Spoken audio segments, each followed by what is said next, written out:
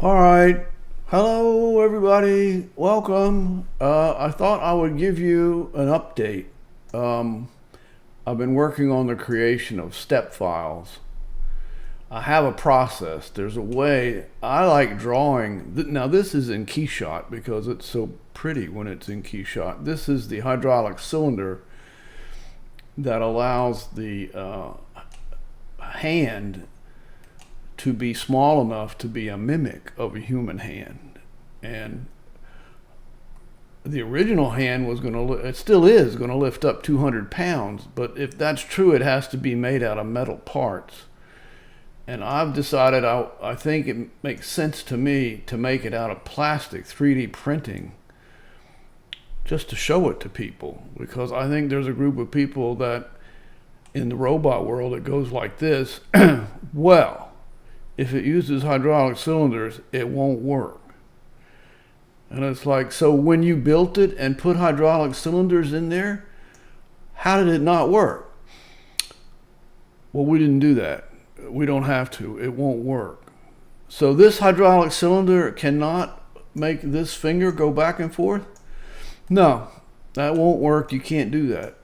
And so when you built this structure out of metal and put this hydraulic cylinder right here and put pressurized fluid in it and it extended, this finger did not move?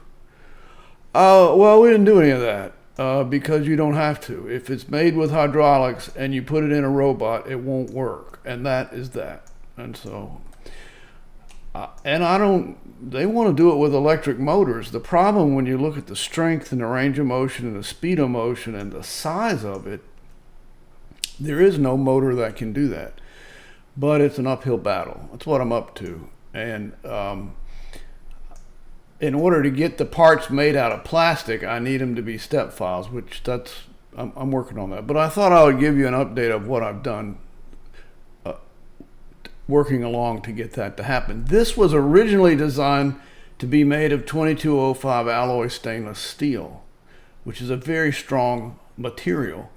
But I think trying to make complex shapes out of alloy stainless steel, you're dreaming. And so the way I did it was I made it as a series of parts that are all bolted together. Like this is bolted to that, and this is bolted to that, and this is bolted to that, and this is bolted to that, and this is bolted to that. I think that's at least possible. But if it's plastic, you can combine all this stuff and let the printer print it. This distance from here to here, well, from there to there is 7 millimeters. And I was talking to the CNC people about 3D printing. I was waiting, and they went, nah, well, that's no problem. We can do that. It just really surprised me. All right, so we'll go now. A lot of it is in SketchUp because I'm not quite ready to bring it out into Keyshot and make it beautiful, but we'll go do that, and I'll show you where we are. And I do always like to put this in. Hello and welcome. I'm glad you're here. We're having a discussion. It's nothing more than a discussion.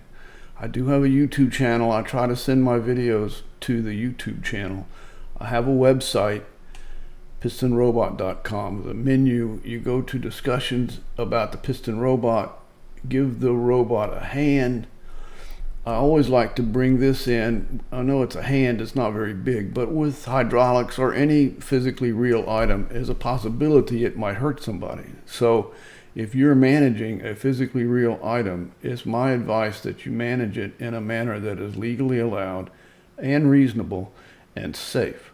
And if you can't manage it in that way, my suggestion is don't create it as a physically real item. And I do have some of my earlier YouTubes, just what I thought a robot hand would need to have.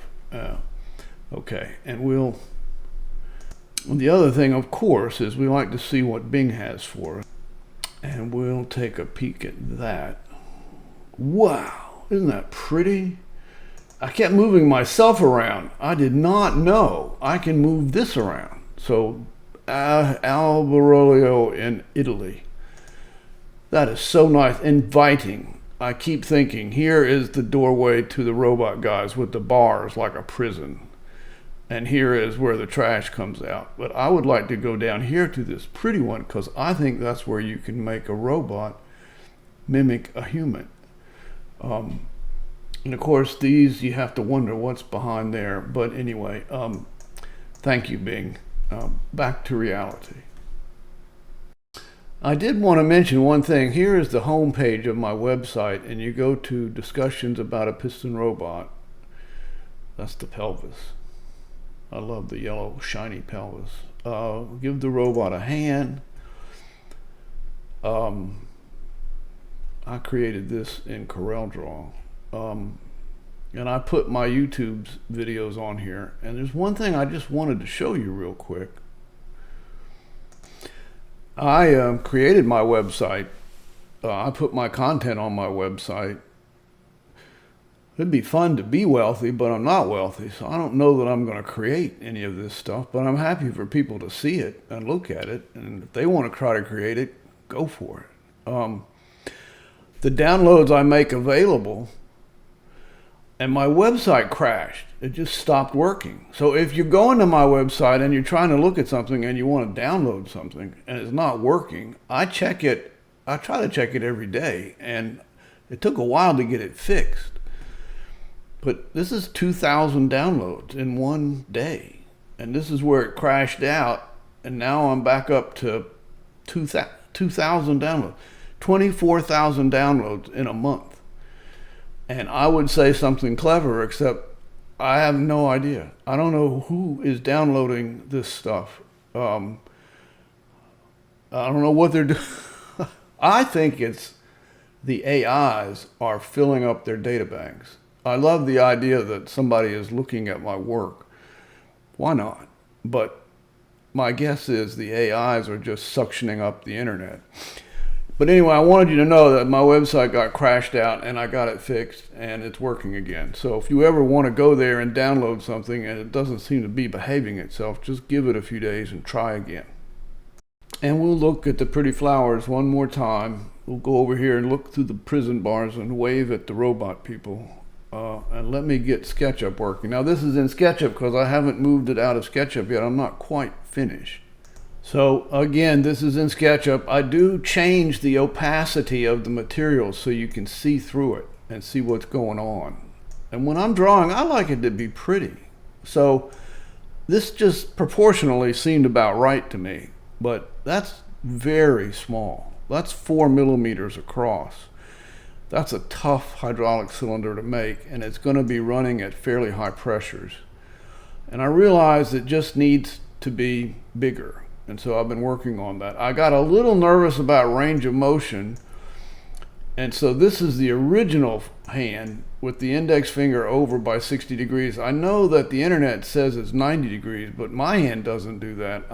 And when I saw a video on YouTube, his didn't either until the lady started pushing on it. The other thing I wanted to look at was abduction away from the midline and adduction towards the midline. And they say 40 degrees, but if you look carefully, it looks like it's more like 20 degrees that way and 20 degrees that way for a total of 40. And another issue is how hard can people push their fingers sideways? And I don't know that I can do this in one video. I can show you the literature is interesting. It's hard to get the literature. I don't know why. I think perhaps it's esoteric. Nobody cares, so it's hard to find. Also, they seem to, all of them that do this study, they always have a slightly different way that they do it. And so you have to look at their numbers and you have to pay attention to their discussion of exactly what they were measuring. And I can tell you that I'll show you, it's not possible to do this in one video, but if you look at well, let me just see, maybe I can pull one up real. All right, so here's these papers there with NIH, so they're probably okay. Finger interaction, radial, so radial, ulna is this side of your hand where your little finger is, and radial is this side, because there's a lot of confusion about which way the hand is moving. Here's the people that they were using. They put their hands in this little thing. In table 3 shows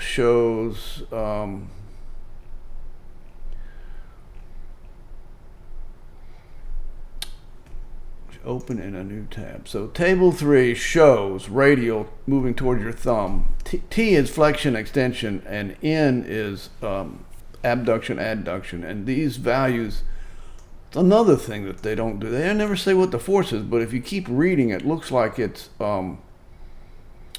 newtons. And T is radial ulnar deviation, and N is flexion. So you can see 9, 16 for females, 17, 20, 30, 25 newtons for males. So there you go. We'll go back over to this other drawing that I did here, and I'll move these out of the way. This is more of that. But if you pick 20 newtons as the abduction, let's see, adduction, it doesn't matter, it's the same. It's 4 pounds.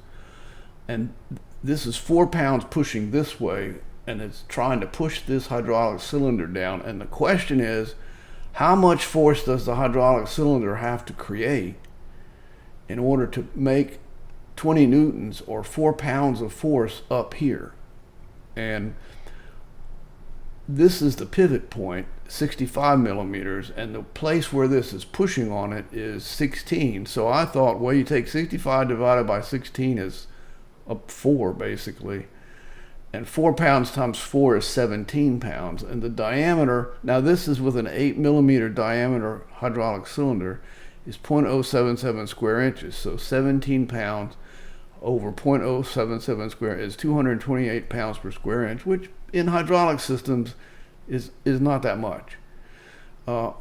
This, I think, is what I call the Dr. Gray stupid method, where if you had 4 pounds move 1 inch and the hydraulic cylinder moved down by 0.11 inches, from an energy balance viewpoint, if 4 pounds moved 1 inch, how many pounds is it to move 0.12 inches? And that comes out with a slightly different number, but it's still, and remember there's 2 of these, so if you need 228 pounds, it's really 114 pounds per square inch in the 2 of them, which I think is feasible. And we're just mentioning all, and I'll make a second video to make this all more clear. All right, and when we're on the topic, she's taking her finger and going like this with it, which is her secret method, one of the many secret methods that she has to tell me that I'm dreaming. I don't have enough time. But up here, I'm working to take the frame and convert it into just one solid piece. And here is the finger with the larger diameter hydraulic cylinders, 8 millimeters diameter. And I've also stabilized, instead of making parts in here, you can get PEEK, polyether ether ketone tubing that's 2 millimeters diameter inside diameter, 3 millimeters diameter outside diameter, and you can put it there to stabilize this. And so this is what I'm working on, and it's all bolted together. It's a little bit big, and I'm just gonna have to decide if that worries me or not. And I've started on showing that the larger cylinders are able to do abduction and adduction, but I'm not there yet. And you can see here, in order to make this easier to work with, I took the thumb out of it. But all of these hydraulic cylinders are the same. And there's room in here, if this is the 8 millimeter diameter, there's room in here for all of these to have the 8 millimeter diameter hydraulic cylinder. And she's really waving her finger. So I'm done, and we'll make another video. And I just, hello, and thought I'd give you an update.